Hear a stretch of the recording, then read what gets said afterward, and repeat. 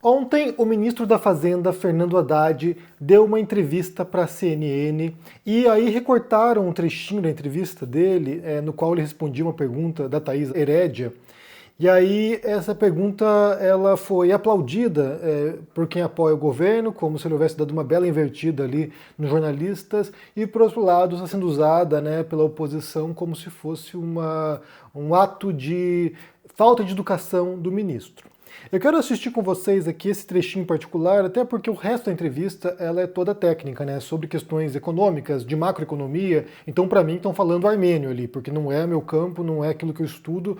Mas nessa questão em particular aqui, a gente pode fazer uma contribuição, porque tem a ver com aquilo que a gente fala há muito tempo, que é sobre comunicação, sobre como se dá esse embate político, como se dá essa disputa contra as fake news, ou contra a desinformação, ou contra a manipulação do debate público. Vamos ouvir juntos aqui a pergunta feita e depois pensarmos algumas coisas juntos sobre isso. Então ouçam.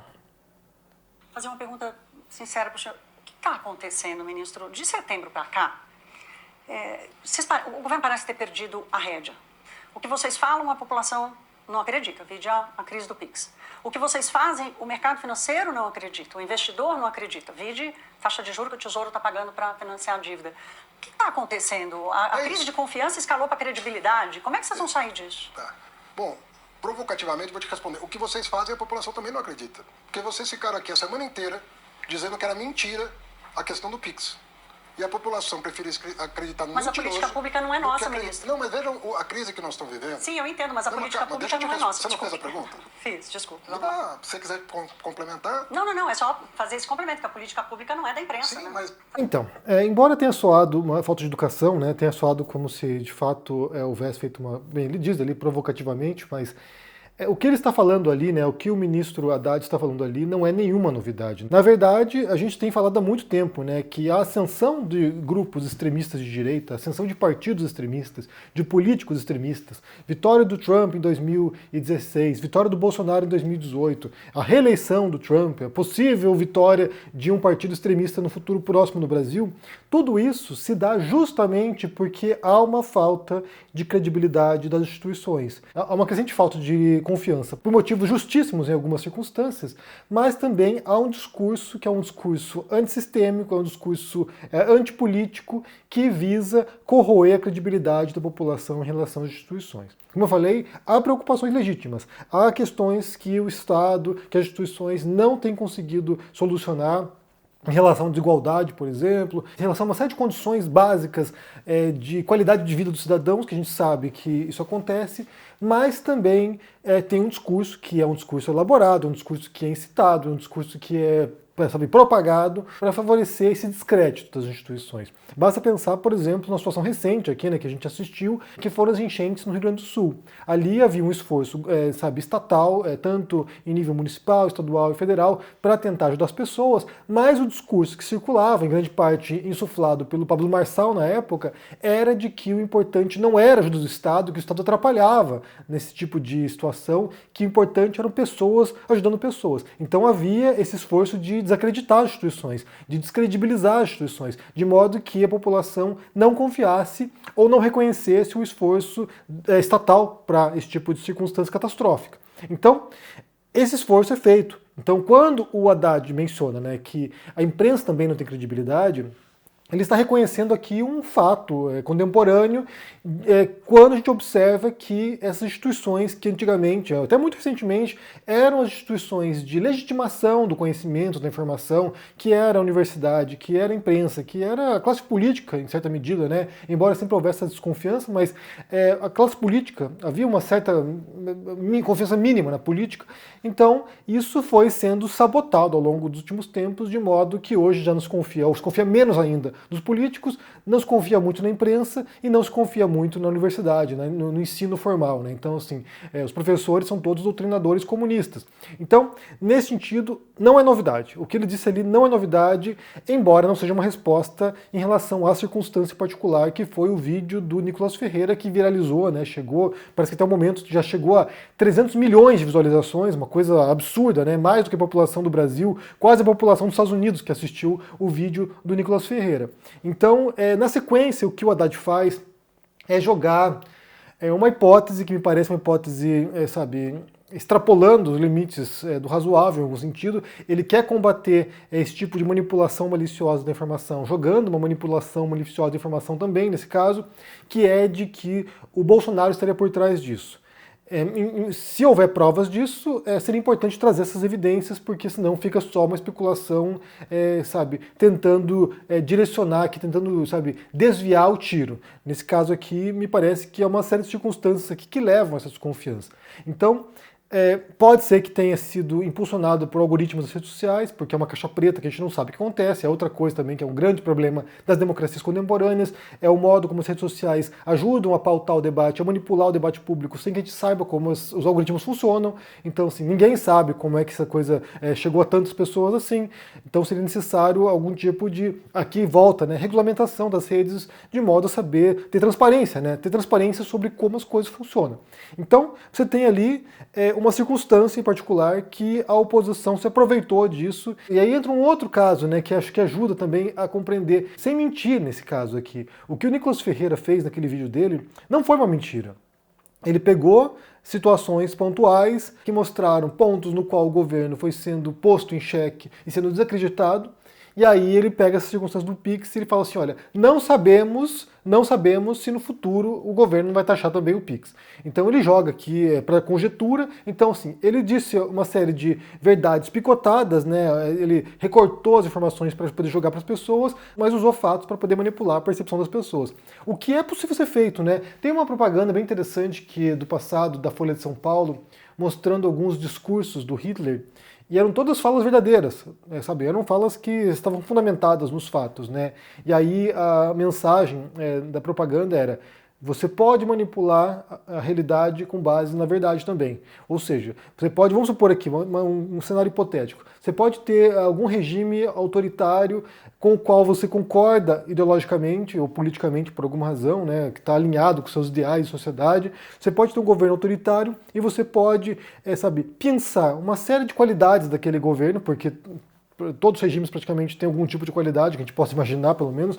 Você pode pensar uma série de qualidades isoladas daquele regime e aí mostrar, olha só, é bom viver lá. Olha só as qualidades desse local. E aí ignorar os defeitos, ignorar, sabe, as dificuldades, ignorar os erros desse governo, ignorar massacres e assim por diante. Então você pode pensar fatos, você pode pensar elementos verdadeiros para distorcer a percepção das pessoas e assim moldar o debate público, que foi o que fez o Nicolas Ferreira. Ele pensou ali alguns fatos e aí usou isso para manipular a percepção das pessoas e, nesse caso aqui, levar o governo a recuar, o que foi uma tremenda derrota para o governo em termos de percepção pública, né? Então, assim, ficou vergonhoso o negócio. Tanto que tem lá o ministro da Fazenda tendo que se justificar em relação a isso, criando um factoide aqui de que Bolsonaro teria interesse em desacreditar a Receita Federal porque ele tem problema com a Receita Federal. Aqui não é essa a questão. Aqui é qualquer coisa que for dita pelo governo será munição para a extrema-direita ou para a oposição, porque é assim que opera o jogo político, né? É você identificar as cagadas de quem está na situação e você jogar para sua base e falar o seguinte, olha só, isso aqui não tem,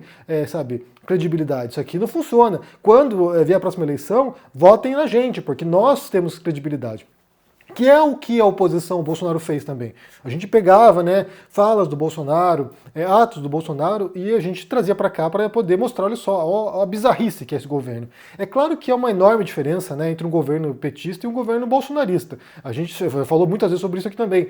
No caso do Bolsonaro, a questão da oposição não era apenas uma oposição política, né, olha só, discordamos de certas medidas do Bolsonaro. Era uma oposição no sentido de preservação de instituições democráticas que estavam sendo ameaçadas por alguém que era apologista da ditadura, que era defensor de torturadores, que era defensor, sabe, de massacres, de que morressem 30 mil brasileiros e que desse um golpe de Estado na sequência da posse dele como presidente. Então, assim, era alguém que era uma ameaça às instituições democráticas, ao Estado brasileiro, era alguém que era uma ameaça ao estado de coisas, não era apenas alguém, sabe, um político, um partido do qual eu discordo ou no qual eu não voto.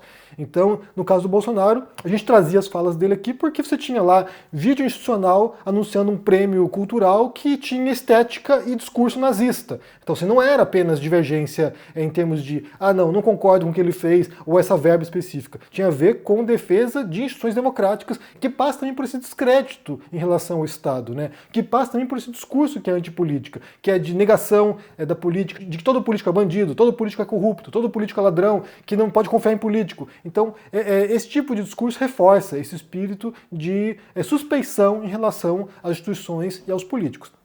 Então, o que ele fala aqui tem a ver com isso, que começa a classe política, mas também respinga na imprensa. Hoje em dia, né, quem é bolsonarista acusa lá a imprensa brasileira de extrema imprensa, como se fosse uma imprensa de esquerda que estaria defendendo a agenda do governista. Não é o caso. Você vê a entrevista aqui com o Haddad, você percebe que os jornalistas da CNN estão ali pegando, né, nos pontos fracos. Ali, olha só isso aqui, olha isso aqui. Então, assim, não é uma imprensa passapanista. É uma imprensa que está cumprindo, em parte, pelo menos, a função de sempre estar observando os atos dos poderosos. Mas é claro, como eu falei, que qualquer deslize, qualquer, derrapada no quiabo, a extrema-direita, os bolsonaristas vão se aproveitar disso para tentar destruir a reputação desse governo, que é o que acontece com quem está com visibilidade, que é o que acontece com quem está no poder, é o que acontece com quem está na situação. Você é o alvo, né? Você é a vidraça. Quando você é oposição, você joga pedra. Quando você é situação, você se defende, né? Porque é assim que funciona a política. Não há nada de novo sob o sol. O que havia de novo sob o sol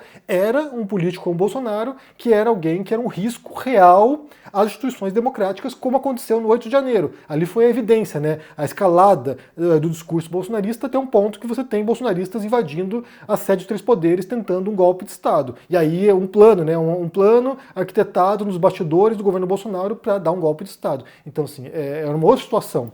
Tanto que, vamos supor aqui, se houvesse ganhado um político de direita moderada na eleição de 2018 no Brasil, eu possivelmente nem sequer estaria fazendo vídeo de política aqui, porque não era uma preocupação minha. A preocupação do Bolsonaro tinha a ver justamente com esse risco às instituições democráticas, ao jogo político democrático, à oposição democrática ao Bolsonaro. Havia uma preocupação em relação a quem era de um partido de esquerda que houvesse um golpe de Estado no Brasil, uma ditadura bolsonarista e pessoas morressem, fossem exiladas ou fossem torturadas. Então, assim, era uma coisa muito além, extrapolava muitos limites de uma política, de um jogo político tradicional. Então, a resposta dele é acertada e, embora, como eu falei, possa ter soado aí uma patada na jornalista, né? Talvez o tom ali não tenha caído muito bem. Mas a resposta dele é acertada, não tem nada de novo ali, não tem nada de surpreendente e reflete justamente essa corrosão da credibilidade, que é algo que me parece que não vai ter reversão tão cedo, né? Eu imagino que a gente vai assistir cada vez mais a corrosão dessa credibilidade, de modo que a gente já não sabe mais em quem confiar, né? A gente, eu digo no geral, né? Então as pessoas já não sabem em quem confiar, se confia no jornal, se confia no jornalista, se confia, num acadêmico qualquer, se confia em, sei lá, no discurso político, não sabem mais em quem confiar. Então você tem uma geração perdida aí nesse sentido de que pessoas que não acreditam mais que o voto faz diferença, que isso se reflete nas abstenções nas últimas eleições, se reflete nesse voto antissistêmico, né, pessoas elegendo candidatos que são claramente incompetentes, que são claramente polemistas de rede social, que só tem conteúdo para poder ficar fazendo guerra cultural, só tem conteúdo para ficar fazendo pauta de costumes, porque na prática não sabem nada sobre nenhum assunto. Então, assim, é um estado lastimável e preocupante e que pode nos levar a refletir sobre o futuro bem próximo das democracias ocidentais. Para onde vai isso? Não sabemos. A gente está pensando aqui, eu pelo menos penso, já li alguns autores nesse sentido, que talvez estejamos vendo o fim de um ciclo das democracias, como a gente entende atualmente, um recuo em relação às democracias, né? Talvez golpes de Estado por aí, talvez pseudo-democracias, né? Democracias nominais, mas que na prática já não são mais democracia. Então é bem possível que a gente veja uma nova era de autoritarismo aí, e vai ser bem triste para quem prefere viver em sociedades nas quais você tem certos direitos resguardados, direitos e liberdades, né? Então, bem, digo o que vocês pensam aqui sobre esse trechinho, esse recorte da fala do Haddad, né? Dando uma invertida na jornalista da CNN. Como é que você entende a resposta dele, essa crise de credibilidade que ele menciona? Deixa aqui embaixo no comentário, deixa o joinha, se inscreva no canal aqui ativando o sininho, isso é muito importante para ajudar aqui no engajamento. Se torne um membro ou apoie o canal, porque a meta esse ano é de produzir documentários filosóficos, então vou precisar da sua ajuda para isso. O link na descrição desse vídeo aqui. Se cuide por aí e até mais. Tchau. O Brasil está passando por um momento extremamente delicado. O dólar passou de R$6, os juros subiram como há muito tempo não subiam e a previsão é de que subam mais ao longo dos próximos meses. As pessoas estão completamente perdidas em relação ao que fazer com os investimentos delas e também em relação aos rumos da economia. A boa notícia que eu tenho para vocês é que está chegando a data do Mapa da Mina, o nosso evento anual, onde eu pego e transformo toda essa história de economia e investimentos numa linguagem muito simples, mostrando para vocês um resumo de todos os relatórios das principais instituições do Brasil e de fora do Brasil, para vocês poderem entender o que está acontecendo. Faço também minhas previsões em relação ao que vai acontecer no ano. Nos últimos anos a gente acertou muito essas previsões e isso dá para vocês segurança e um caminho para vocês navegarem nesses momentos tão difíceis.